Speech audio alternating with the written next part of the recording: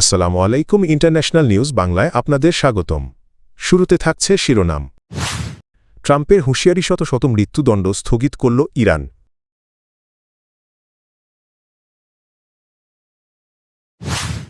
Iran নিয়ে জাতিসংঘের জরুরি বৈঠক। ইয়েমেনের প্রধানমন্ত্রী সালেম বিন ব্রেইকের পদত্যাগ। খামেনির উপদেষ্টাসহ ইরানি কর্মকর্তাদের বিরুদ্ধে যুক্তরাষ্ট্রের কঠোর পদক্ষেপ। ইরানে হামলার খায়েশ নেই ট্রাম্প।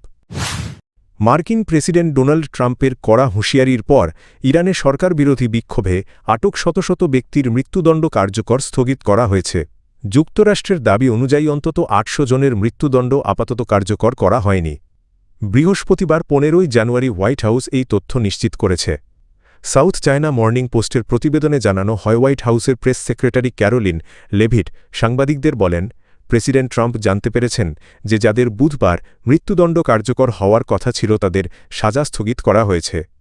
লেভিট জানান, বিক্ষোভকারীদের হত্যাকাণ্ড চলতে থাকলে ইরানকে ভয়াবহ পরিণতির মুখোমুখি হতে হবে, এমন বার্তা আগেই তেহরানকে দিয়েছিলেন প্রেসিডেন্ট ট্রাম্প। সম্প্রতি ইরানে ইসলামী প্রজাতন্ত্রের ইতিহাসে অন্যতম বড় সরকার বিরোধী বিক্ষোভ দেখা যায়। যদিও কঠোর দমন অভিযান এবং টানা এক সপ্তাহের ইন্টারনেট বন্ধের কারণে সাম্প্রতিক সময়ে বিক্ষোভ কিছুটা কমেছে বলে ধারণা করা হচ্ছে। হোয়াইট হাউস জানিয়েছে, যুক্তরাষ্ট্র আপাতত সামরিক পদক্ষেপ থেকে সরে এলেও প্রেসিডেন্টের জন্য সব বিকল্প এখনও খোলা রয়েছে। একই দিনে মার্কিন ট্রেজারি বিভাগ ইরানের কয়েকজন কর্মকর্তার বিরুদ্ধে নতুন নিষেধাজ্ঞা আরোপ করেছে। নরওয়ে ভিত্তিক মানবাধিকার সংস্থা ইরান হিউম্যান রাইটস জানিয়েছে, চলমান বিক্ষোভে এখন পর্যন্ত অন্তত ৩,৪২৮ জন নিহত হয়েছেন। সংস্থাটি বলছে প্রকৃত সংখ্যা আরও বেশি হতে পারে। এর আগে ট্রাম্প দাবি করেন, অত্যন্ত গুরুত্বপূর্ণ সূত্র থেকে তিনি আশ্বাস পেয়েছেন যে ইরানে মৃত্যুদণ্ড কার্যকর করা হবে না। ওই সময় সৌদি আরব, কাতার ও ওমান যুক্তরাষ্ট্রকে ইরানে হামলা থেকে বিরত রাখতে কূটনৈতিক উদ্যোগ নেয় বলে জানান উপসাগরীয় এক জ্যেষ্ঠ কর্মকর্তা। ইরানে চলমান সরকার বিরোধী বিক্ষোভ এবং দেশটিতে সম্ভাব্য সামরিক হস্তক্ষেপের হুমকি ঘিরে জরুরি বৈঠক করেছে জাতিসংঘ নিরাপত্তা পরিষদ ইউএনএসসি। যুক্তরাষ্ট্রের প্রেসিডেন্ট ডোনাল্ড ট্রাম্পের সাম্প্রতিক কড়া বক্তব্যের প্রেক্ষাপটে ১৫ সদস্যের এই বৈঠক অনুষ্ঠিত হয়। শুক্রবার ১৬ জানুয়ারি আল জাজিরার প্রতিবেদনে এ তথ্য জানানো হয়েছে। বৈঠকে জাতিসংঘে ইরানের উপরাষ্ট্রদূত গোলাম হোসেন দারজি বলেন, ইরানি জনগণ সংঘাত বা উত্তেজনা চায় না, তবে যুক্তরাষ্ট্রের কোনো প্রত্যক্ষ বা পরোক্ষ আগ্রাসনের জবাব দিতে ইরান প্রস্তুত। তিনি ইরানের অভ্যন্তরীণ অস্থিরতা উস্কে দিতে ওয়াশিংটনের সরাসরি সম্পৃক্ততার অভিযোগ তোলেন।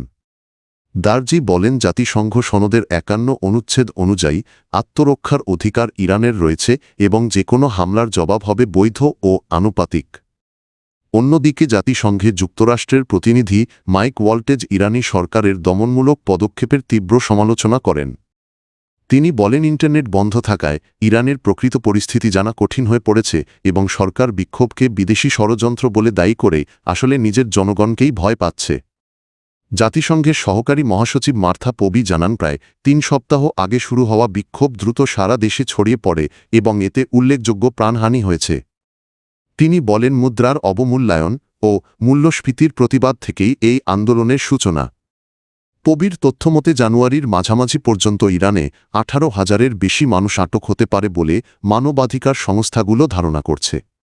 তিনি আটক ব্যক্তিদের মানবিক আচরণ নিশ্চিত করা এবং বিক্ষোভ সংক্রান্ত মামলায় সব ধরনের মৃত্যুদণ্ড স্থগিতের আহ্বান জানান। ইয়েমেনের প্রধানমন্ত্রী সালেম বিন ব্রেইক পদত্যাগ করেছেন।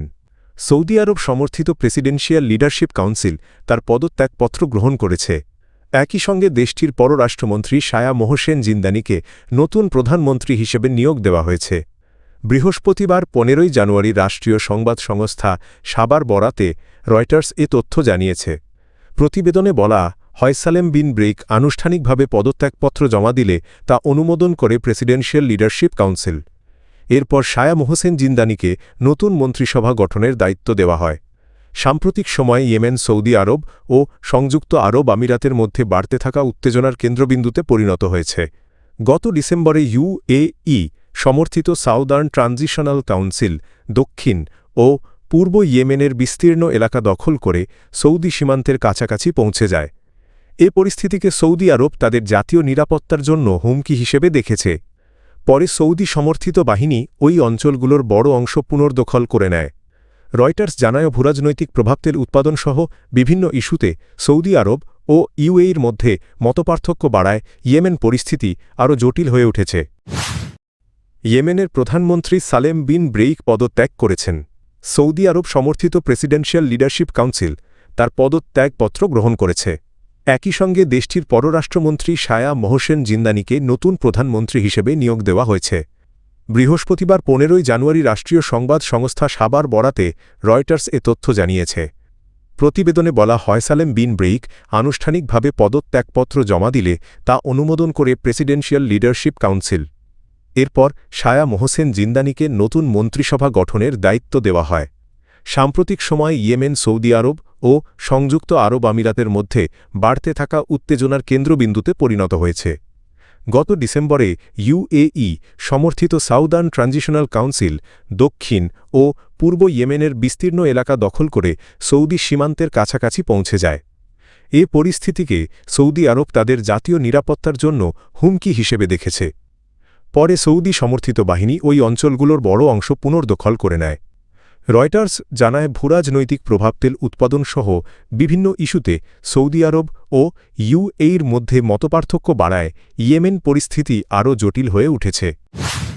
ইরানে সরকার বিরোধী বিক্ষোভ দমনের অভিযোগে দেশটির সর্বোচ্চ নেতা আয়াতুল্লাহ আলী খামেনির ঘনিষ্ঠ উপদেষ্টাসহ একাধিক শীর্ষ কর্মকর্তার ওপর নতুন নিষেধাজ্ঞা আরোপ করেছে যুক্তরাষ্ট্র। প্রেসিডেন্ট ডোনাল্ড ট্রাম্পের সামরিক হস্তক্ষেপের হুমকির মধ্যেই এই পদক্ষেপ নেওয়া হয়েছে। বৃহস্পতিবার 15 জানুয়ারি আল জাজিরার প্রতিবেদনে এ তথ্য জানানো হয়। যুক্তরাষ্ট্রের অর্থ মন্ত্রণালয় জানায় নিষেধাজ্ঞার আওতায় পড়েছেন ইরানের সুপ্রিম ন্যাশনাল সিকিউরিটি কাউন্সিলের সেক্রেটারি আলী লারিজানি এবং আরও কয়েকজন রাজনৈতিক ও নিরাপত্তা কর্মকর্তা। ওয়াশিংটনের অভিযোগ ইরানে বিক্ষোভকারীদের বিরুদ্ধে চালানো কঠোর দমন অভিযানের পরিকল্পনায় তারা সরাসরি জড়িত ছিলেন। এ বিষয়ে মার্কিন ট্রেজারি সেক্রেটারি স্কট বেসেন্ট এক বিবৃতিতে বলেন, স্বাধীনতা ও ন্যায়ের দাবিতে আন্দোলনরত ইরানি জনগণের পাশে যুক্তরাষ্ট্র দৃঢ়ভাবে রয়েছে।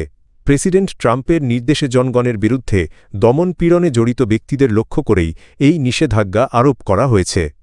বিশ্লেষকদের মতে সাম্প্রতিক নিষেধাজ্ঞা ইরান ইস্যুতে যুক্তরাষ্ট্রের চাপ আরও বাড়ানোর ইঙ্গিত দিচ্ছে।